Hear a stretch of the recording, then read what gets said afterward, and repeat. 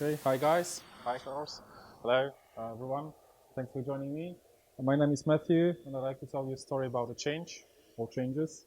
Every here and there you can hear about immutable code, treat infrastructure as a code, treat your service like cattle, not like pets. But not everything can be treated like that. You cannot rebuild your AD every now and then. You cannot destroy and rebuild the servers with your legacy apps because that's a nightmare. So a while ago, I had a dream that it would be great to document the environment, document it very often, document it after every change. Uh, so I started tinkering with this, mm, with something that's most precious for most organizations, meaning Active Directory.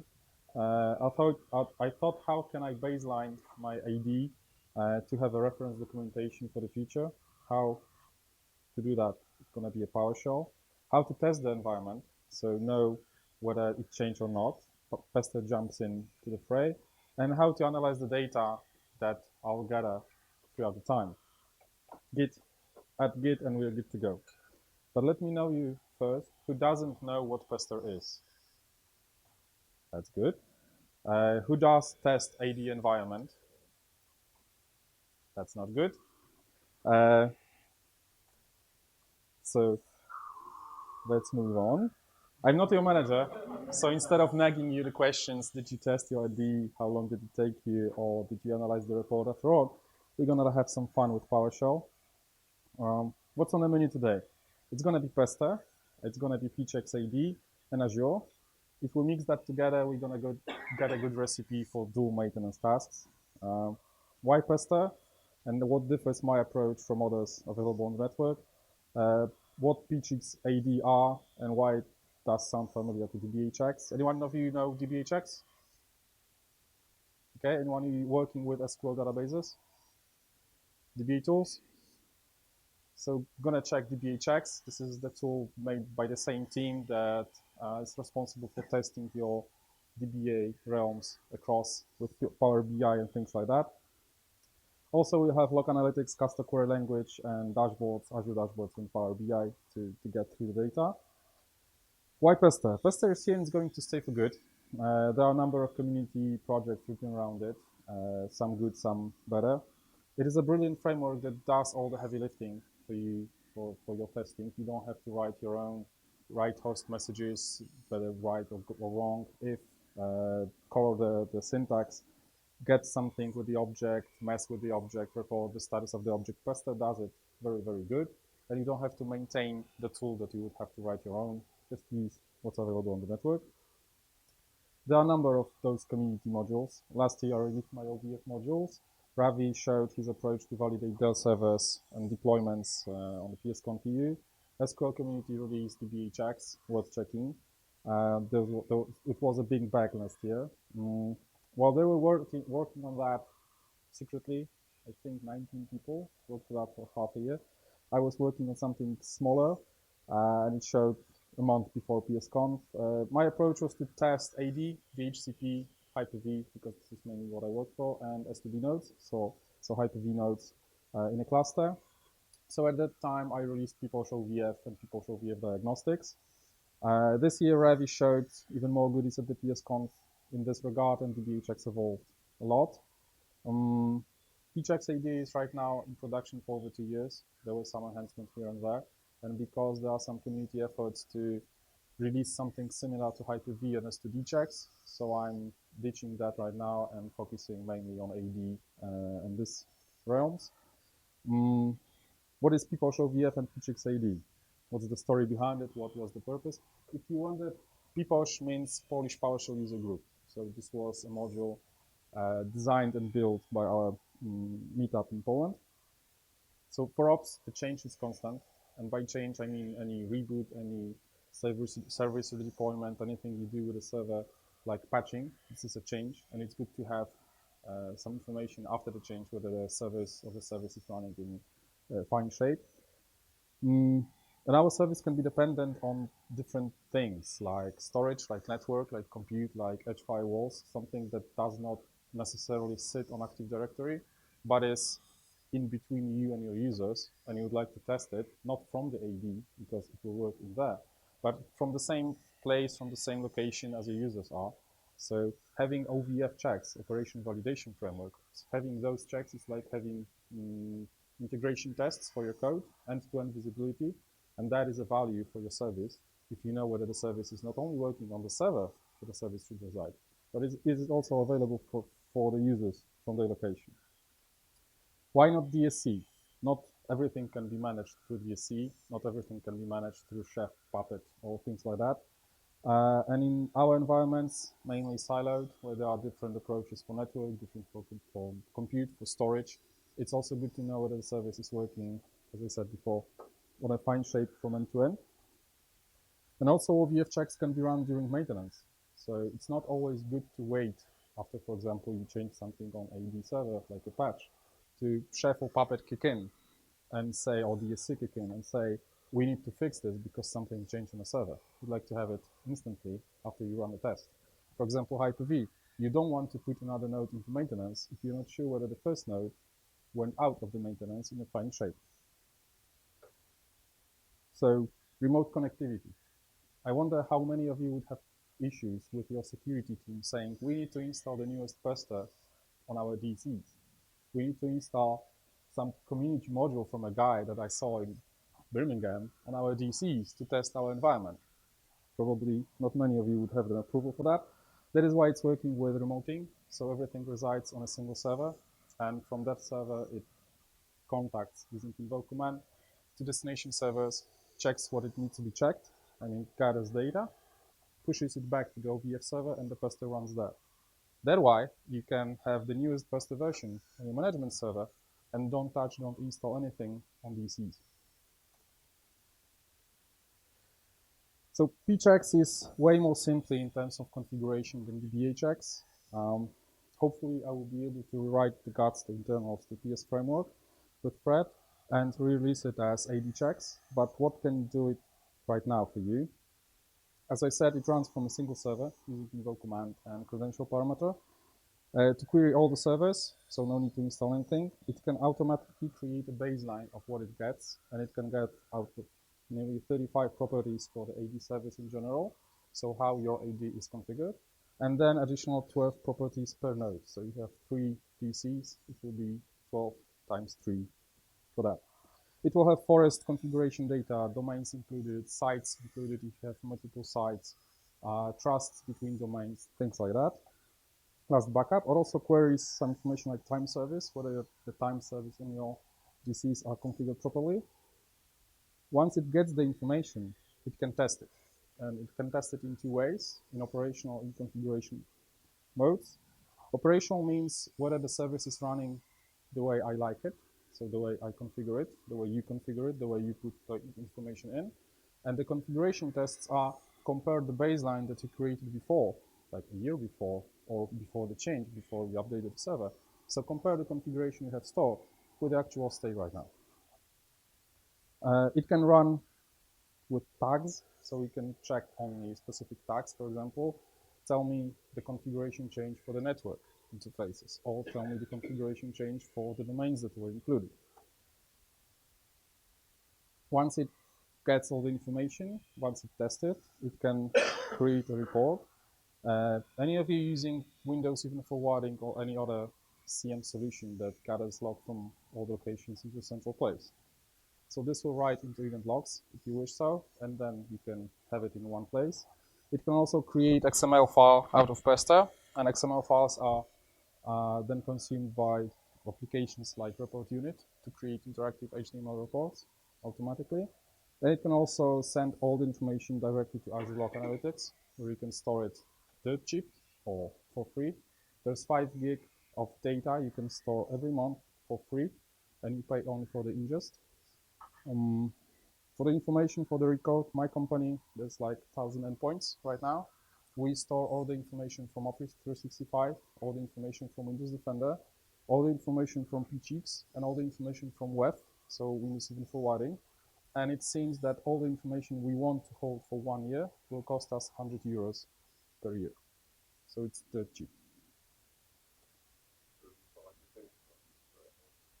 just for everything, for the logs. So having the log analytics in there, having the storage, having the retention, because by default we have only 30 days. We want to store it for a year.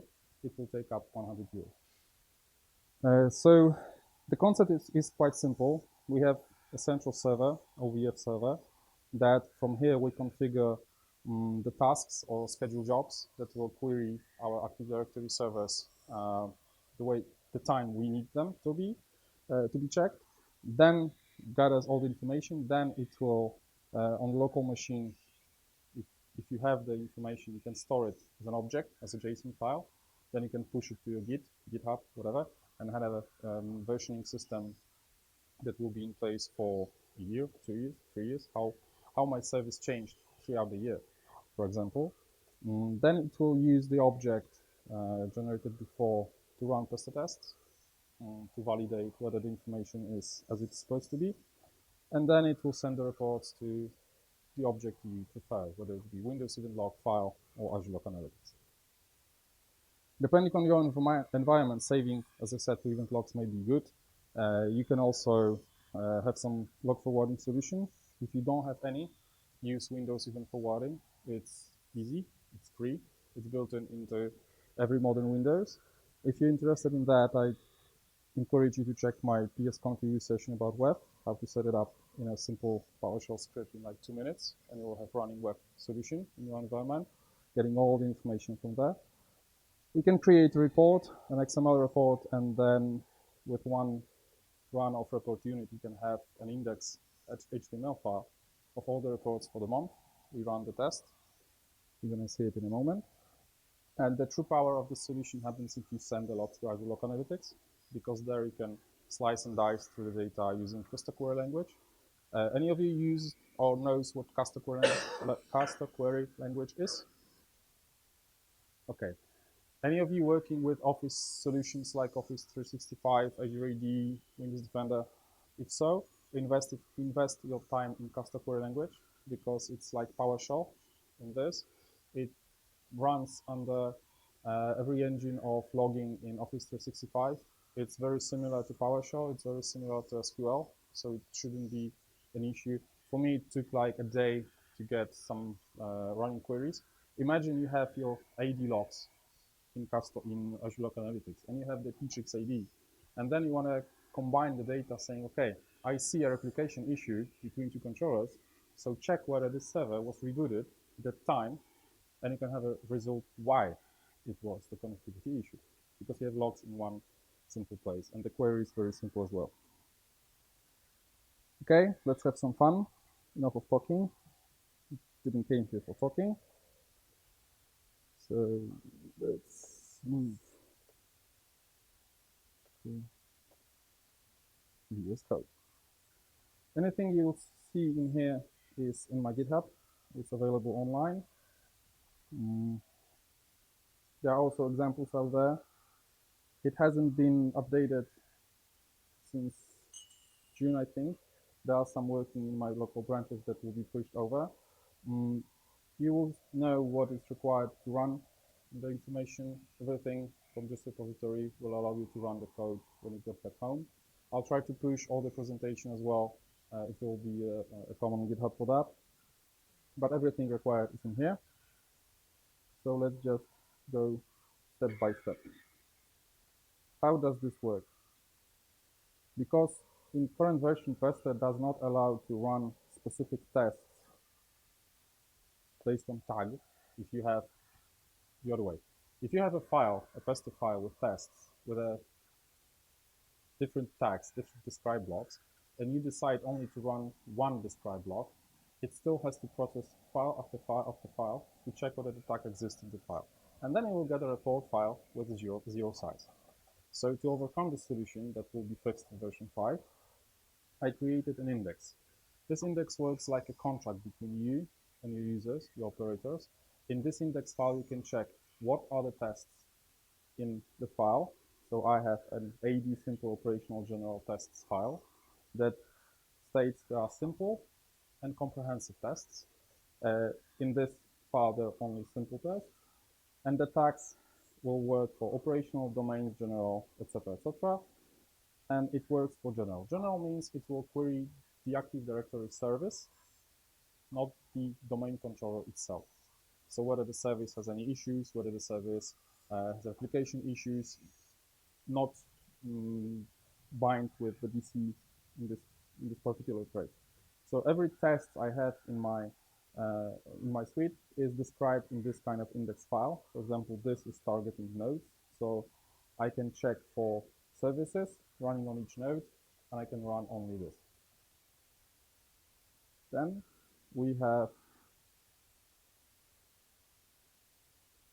the main file.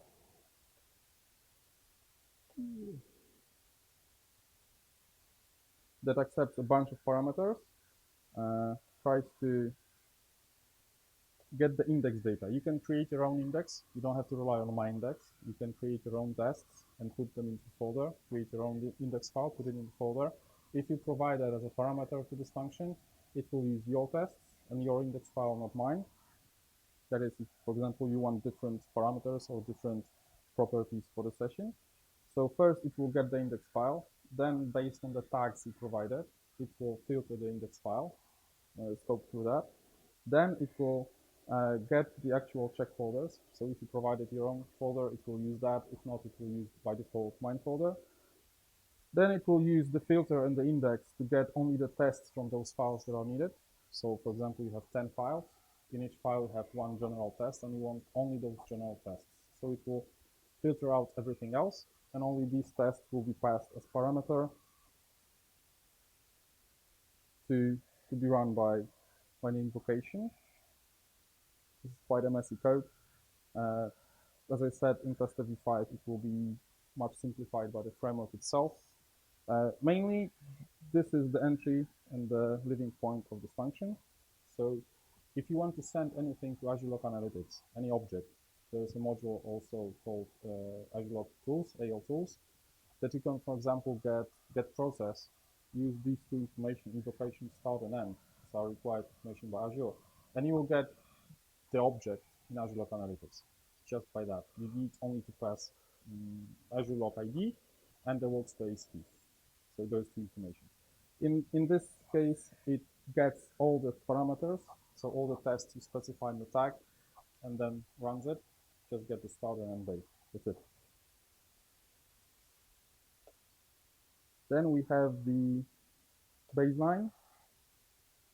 Within the baseline file, there are a number of information queries. As I said, I run it from the management server, and the credential parameter are stored on the server using CLI, because I don't want the task to be running on a domain admin account. So it's getting the information from the CLI. Then it tries to figure out whether it should query all the domain controllers or you specify only once. So it gathers all the information from the domain, from the forest, gathers all the information for trust sites, and stores that into one single object. And the object, when it's being stored into JSON, looks like this. So you got a readable form that, for example, if you want to create a new domain, you can create it by code, if you have so, or you can just use this as a reference to create a new forest. And there are a lot of information in here. For example, what HTTP servers are authorized in my domain. What is the password complexity, lockout time. You can run this, and within seconds, you can answer your manager, what are the current GPO settings for our domain, for example. Because this will be the effective information. Sorry, hide groups. What hide groups is? Those are two groups right now that should be most looked after. In here, I specify that only the administrator account should be in these groups. If I run configuration check, it will query, and if it will find other users, it will complain, and it will instantly know that somebody had it himself or forgot to remove after a change, because sometimes enterprise schema admin's role is required.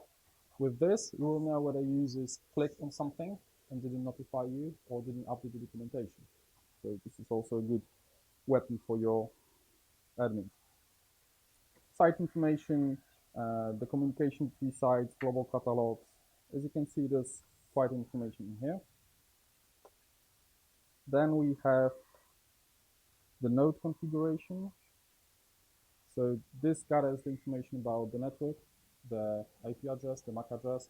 If you've got teaming on your DCs, it will automatically discover that and put it that the interface is in teaming. So there's quite a logic behind it used in Hyper-V where there's a lot of teaming.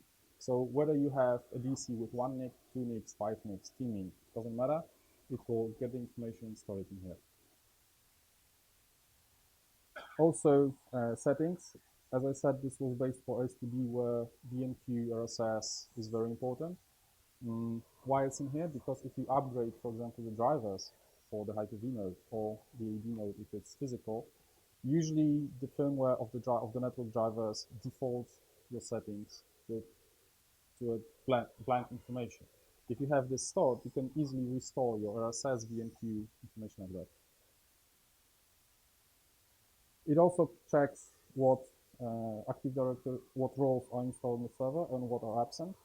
It's useful, for example, if somebody added something on your AD that shouldn't be there. If it's not in the documentation, it shouldn't be in the live environment, or the other way around. The documentation should be updated. Then we have the code to deploy the server. Because this is done once, you deploy the OVF server only once. This is done from your station, for example. It requires you to put the name and the domain in your credentials. Then it tries to establish a new PS session. All the code blocks are described with remote block, meaning this is from the web module I mentioned before. Remote means that the code inside will change something on the remote server, in this case the OVF, because it also requires some changes on the local server somewhere. So first we're gonna install the Erfurt modules, install my pchecks module from Active Directory and Pester. Right now it's not required to use the skip publisher check. It was around the certificate that Microsoft used to publish. Because sending information to Azure Log Analytics requires your station to use TLS12, this will configure your station to use that. Otherwise, it would just error out and you wouldn't know why it didn't send anything to Azure Log. Then we have the configure folders, just a simple admin tools for where you'll be storing reports. It's up to you to customize. I'm cheating here a little bit because to run a schedule task, to create a schedule task with PowerShell, with credentials, with a lot of information is a little bit tricky. So instead, I'm creating a file, a PS1 file, with all the information required, store it on the OVF server, and create a schedule task that's pointing to this file that's supposed to be run. As I said, this is demo environment, so I'm converting the demo password for this. Once you run it, it would be best for the schedule account that will be run the service to create a credentials object and store it. This is why it's hash out, and store it into CLM file, and then just during the task import the CLR file and hash out or just delete this line, that it shouldn't create the credentials on the file. Then you have the whole splat. Some of the information right now are hashed out. If you have your custom index file, you would uncomment this line. If you have a custom check, or you would like to run only simple tests, so not all the tests in the folder, just simple, this is up to you to customize this. And this is the information required to send information to Azure Log. I will show you how to get it or how to set it. As I said, it's storing the information in the file and then creating a task on the system account with all the triggers. Triggers means after you run the system, so after you reboot the OVF server, the task should start, and then hour after hour after hour. So it will run every hour. And that's it. After those 100 lines, you've got your OVF server running with everything that you need, and to just consume the information. First, you would need to prepare the Azure Log Analytics. So you create the account, you get the subscriptions. Once you create with this, you get all the subscriptions you have access. It outgroups you, allows you to select which subscription you want and then pass it on to another function. You create variables to create a resource group, to create a workspace in that resource group, and to connect it to Azure Log Analytics. And once you have that, you get the primary share key. So this is basically the password for the Log Analytics. And you get the customer ID, which is basically the workspace ID. You can store it as well in the file, in the XML file. And instead of the scheduled tasks having the plain text, you can also import that and inject into the variable of the scheduled task. This is up to you. Because OVF will be connecting to domain controllers, it will require domain admin rights. So this server should be treated as an Active Directory server. This server has access to most sensitive information and should be protected on the same tier as your Active Directory machines. The same tier that the station you're accessing Active Directory machines, everything is top secret from this machine. So you don't give access to anyone to this machine. It's restricted because it's fully automatic. Then we have the lab. So in the meantime, I've prepared, because one thing to remember is when you configure the Azure Log Analytics, it will take up to 30 minutes for the first log to show up in the screen. Then after you send the logs, it can take a minute or 2 minutes before you will be able to see the results. So instead of us waiting here 30 minutes for Microsoft to get us the data, I have the environment prepared before. It's been running for a week right now. So these logs will show a week information of logs. This is the sample run. So we're gonna see what it's done. Credentials imported from the file. Prepare the baseline. Lagging a bit, sorry. Create the baseline folder.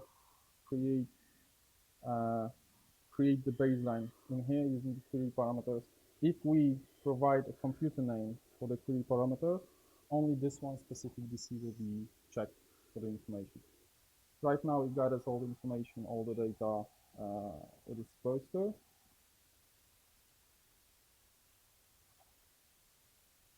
Again, this is the error I had a few days before. This is related to my Active Directory domain controller being lacky and one of the services is failing.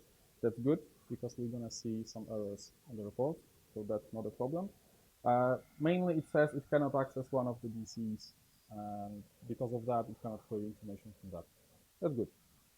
Without a test I wouldn't know this. Let it run for a while. And with these information, show all, this is a pass-through parameter for Pester. If you don't provide show all, it will get the data, but you will see nothing on the screen. Pass-through is on by default. So pass-through is on by default because we want Pester to create an object, and that is required. Anytime we run this, we want to have the object anyway.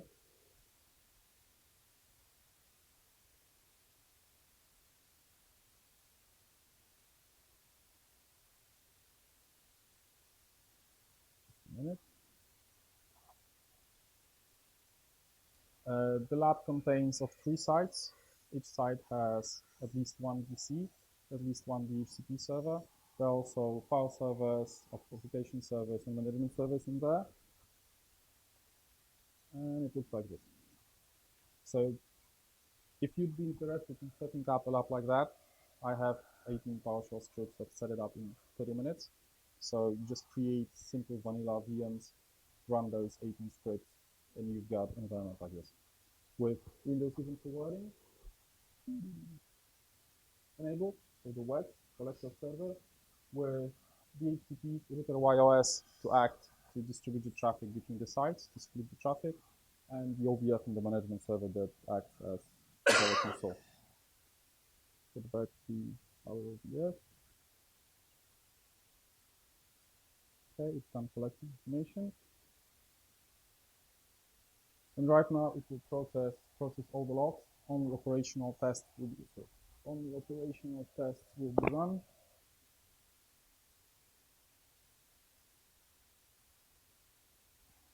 And because I decided to run operational tests, what it does right now is it's not using the object that was created a moment before to create a baseline, but it's querying the Active Directory again for the information, because we want the operational status of now, not the logs not the object that was created, for example, the day before. That is why it also errors out on the one of the domain controllers not being accessible. Right now it checks whether the proper services like Kerberos, NTLM, DNS are working on a server, whether we have set it up as running an automatic startup for all the information, whether the time configuration on the DC is configured. How many of you have DCs virtualized? How do you set up the time service for the virtual machine? To query the information of the Hyper-V host or VMware host, or not to query? And it should be enabled to query, only on startup. The thing is that the VM doesn't have its battery, doesn't have its clock. So once it's boot up, for example, after, I don't know, hosts going down or just a restart, it has no information about the clock. It has to get the information from the host about the clock once, and then having the internet connection or the NTP servers being provided, query the NTP servers. So this script checks whether there's a proper registry entry that will do that. Query the time service using the integration services only once on the startup. Yeah, and then we have the time configuration of one of the servers S2DC1 that is failed. We can also get more specific tests. For example, if you provide the baseline configuration folder for that,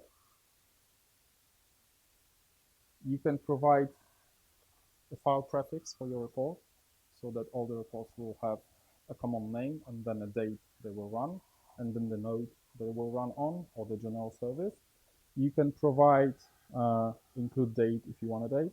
You can provide write to event log, so it will write to your local event log on the machine you're running that. It will use a base ID of 1000. Information logs will be 1001. Error logs will be 1002.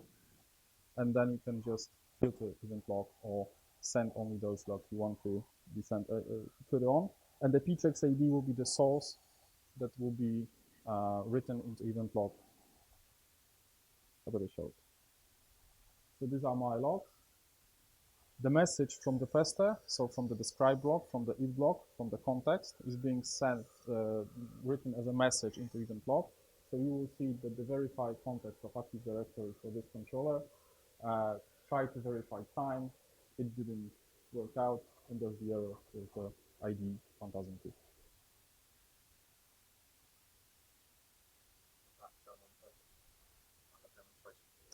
It shouldn't be, but I figured out yesterday that one of my DCs is flagging. I had to reboot the host, and once the host is rebooted, this specific domain controller is supposed to be put down and brought anyway. So yes, this is not for the demonstration, but shows nevertheless that it works. Looking through the information you have on a screen is not a good way to troubleshoot from, for example, you arrive at the office in the morning at 8 a.m. and people are complaining, we've got problems logging into Active Directory. Running those tests here takes a few seconds, but once you set it up, you can just log into your Log Analytics and slice. You're going to see it in a moment. As you can see, it will send the information to Azure Logs. This is the custom with full hash, so there's quite a bunch of parameters. Once we have all the logs in the XML file, it would be good to create a report. Now it will try to parse, it's like 1,500 files in there because it's been running for a week, and it will parse all the information and create one index file. Once it's done, I'm going to show you. Or I can show you already. This is how it looks. So it combines information from all the indexes within the folder. You can see that from with each PSDayUK, outcome task, date, which controller, AD simple operational node test had 2 failing tests. For this, if we get into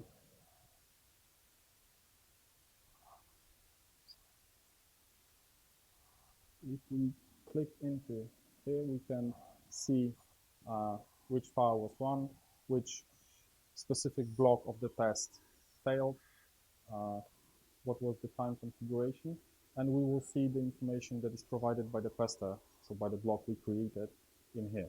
This is much more readable friendly. You can provide these reports, for example, to your support team, just to see whether there were some problems with the Active Directory, with the service. You don't have to provide them with access to domain controllers to effectively troubleshoot what was going on.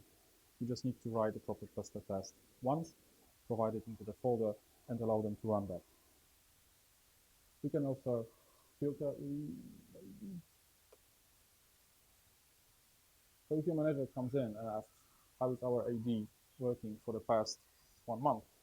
Just handle him this index file, and he'll be able to look, yeah, it's doing quite good, because 96% of the tests passed.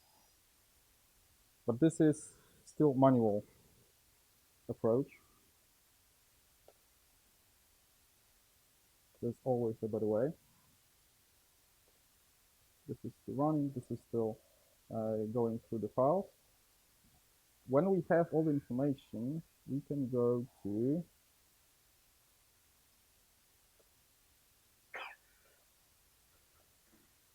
for those of you who doesn't know how custom query language looks like, basically let string is creating a variable. So within this query, I'm creating a variable with 30 days. For the past variable, I'm doing check all the logs from pchxid, so the string I put in, and Azure Log add a suffix of CL custom logs to every log we put into Azure Log Analytics.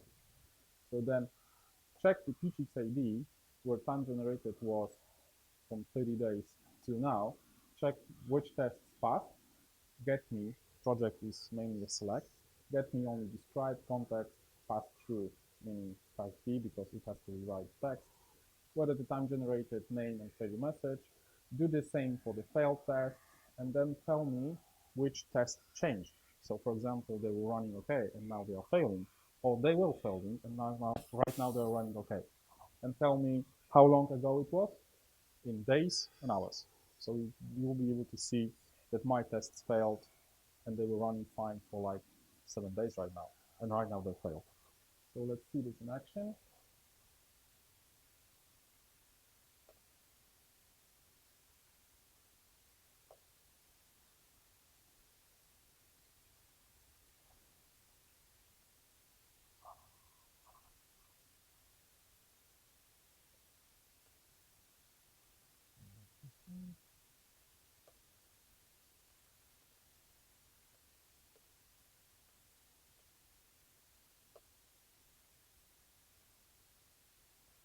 In custom query, everything that's not separated by an empty line is one query.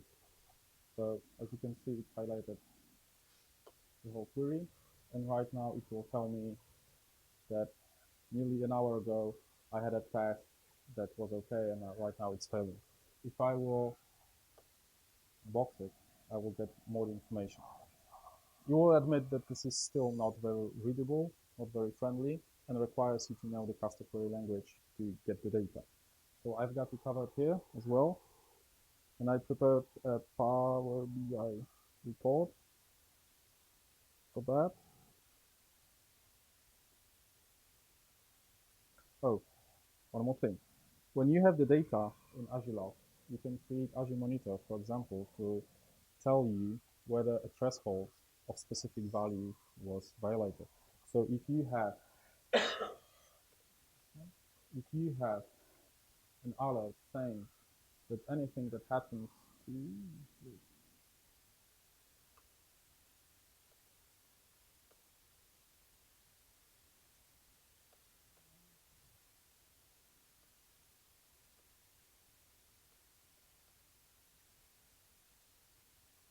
okay, I created a smart group. I created one alert which is send an email to my Microsoft Teams, so I'll know immediately something happened. And I have the same custom query language, the condition I had there to get the information. So once you have the query you're interested in, you just click New Alert Rule, and then you can provide the custom log, which is in here. Then you can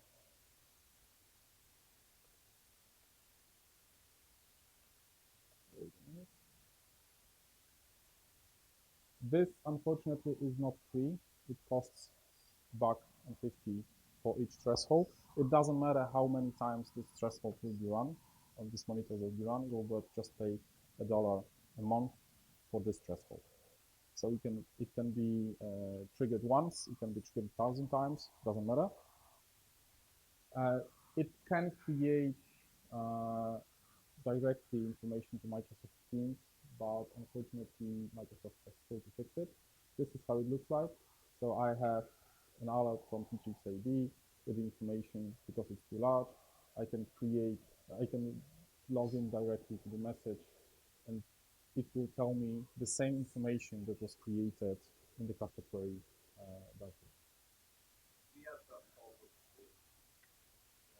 We create that custom wrapper on cards. Yeah, and the webhook and the JSON file. There is an option that you can send information directly to Teams. It doesn't work. You have to send information using webhook, enable the channel on the Teams to accept webhooks, and then create a custom message and send it over. If something happens, I'd like to know, so I get an email on the Teams, and then I jump into the station and see the full information, for example, from Azure application from inside.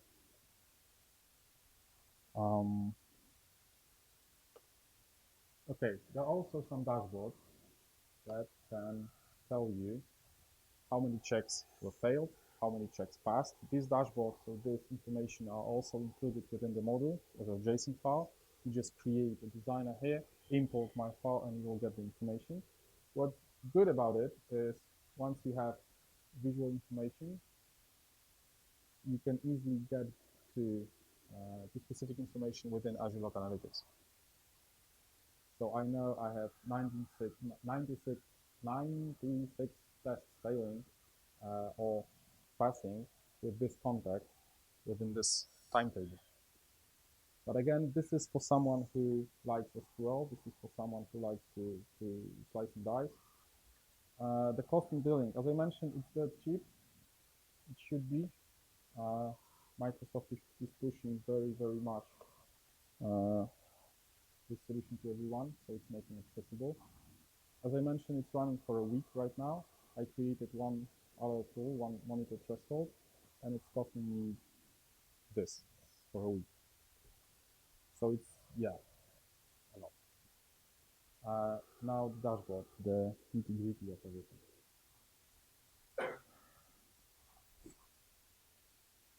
This dashboard is also included within the module. Once you download it, you will have to replace two things within. The docs on the GitHub says exactly what, but I will show you.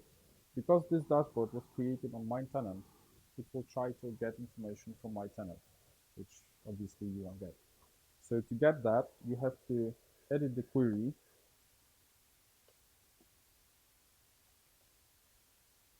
And then,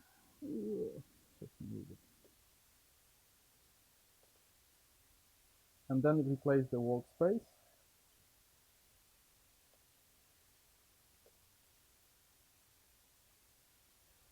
One more thing, the Azure Log dashboard can get you 10,000 results only. If you have more, you will not see them in the UI. PowerBI will get you 500,000 using REST API, so it gives you much more information that you can query. So once you get this report, you replace the workspace ID with your ID of your Azure Log Analytics, and this is some small thing in here, P7D. So if you have 14 days of information in Azure Log, it will query only last 7 days. Because this is mainly for troubleshooting issues, not for reporting, so it will get only 7 days, not to flood all the information that is in here. If you want to change it, you can easily change it for 30 days, for 60 days, it's up to you. So once you change it, closing apply, it will ask you for the credentials to get to the workspace, and then you log in with your enterprise or private account. So this is what information it has after running for 1 week. I was refreshing that this morning. So how much things implemented? So 3,000 more events. As you can see, for 1 week of running tests, it saves you, if you run it manually, over 2 hours. All the tests took 2 hours to run and get you all the information. For example, you are interested only in Active Directory services on one domain controller, 4,000 tests. If you want 2, you can add it with console. You're interested only in all tests from this specific domain controller. You want to see only the past tests in the last 7 days it had. You want to narrow the results, not a problem. You want to see only failed tests, and it will get you all the information from there. It will also get you the failed message for this. So it says that I have no backup for the last 7 days of my DCs. So yeah, that's not. Anyway, you can get only a specific describe block or if block, and also it will tell you in the timeline how many tests failed, how many tests passed. This is a visual information for you to put into, I don't know, Grafana, into Zabbix. This information is queried through the REST API of Azure Log. So if you have any monitoring solution of yours, like Zabbix, Grafana, Influx, you can get the same information from Azure Log and get the same visualization in your monitoring solution, or provide the PowerBI file to your team. Okay, this is done, this is done. So to wrap it up, so with PGXID, you can create a baseline or a documentation of your Active Directory every 10 minutes, every hour, every day. You can test and compare whether it's operational or whether it changed the configuration from the last time.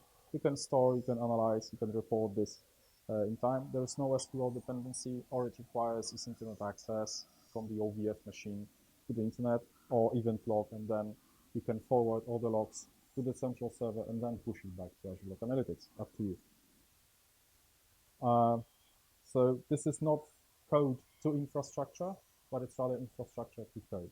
I have my infrastructure already ready. I won't redeploy my AD because some smart guy wrote some script for DSC to deploy all the domain, but I want my domain to be described as code and store it in Git. Not in Word documents, not in markup, just plain information. So this will work out for you. Thank you. Do you have any questions, anything that you're interested in? Awesome. Thank you for your time, Dan. Thank you for joining me in the session in the late afternoon, and enjoy the sessions.